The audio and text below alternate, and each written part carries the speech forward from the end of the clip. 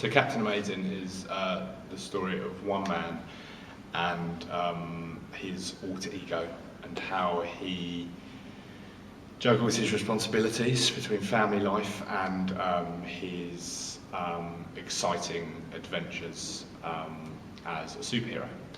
It's a very funny, very poignant tale of one man on his quest to discover himself and family values, and also the excitement of what leading an adventurous life can bring. I think it's just a great play. It's a great bit of writing. It's very funny. You have a lot of laughs.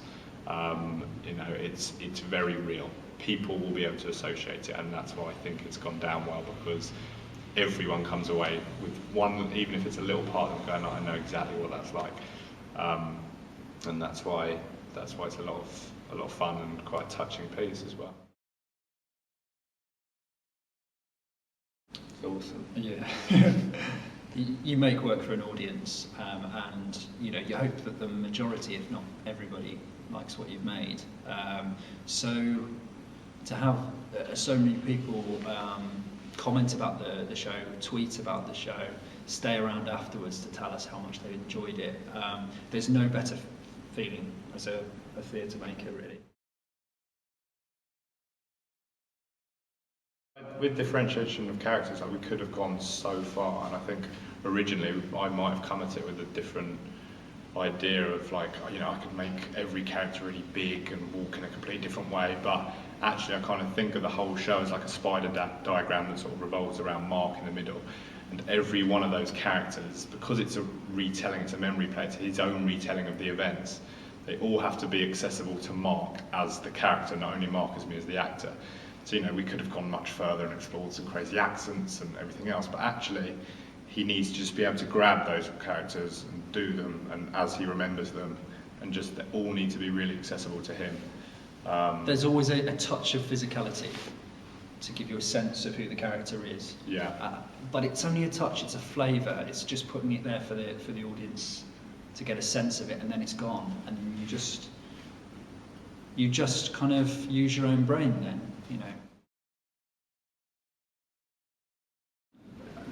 I met Rebecca Glover when I was training at the Watermill Theatre in Newbury, and she designed one of the shows there. And in a conversation with her, she happened to mention she was illustrating for a children's book. And I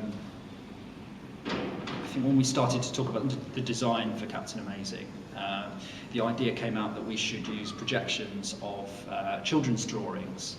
And so we thought about actually using children's drawings for the projections, but I wanted something that had a little bit more of an adult intelligence, something that could almost tell the story of Captain Amazing, but in comic book form. She came up with these most beautiful, imaginative and poignant and intelligent drawings that I think add a complete different level to the play.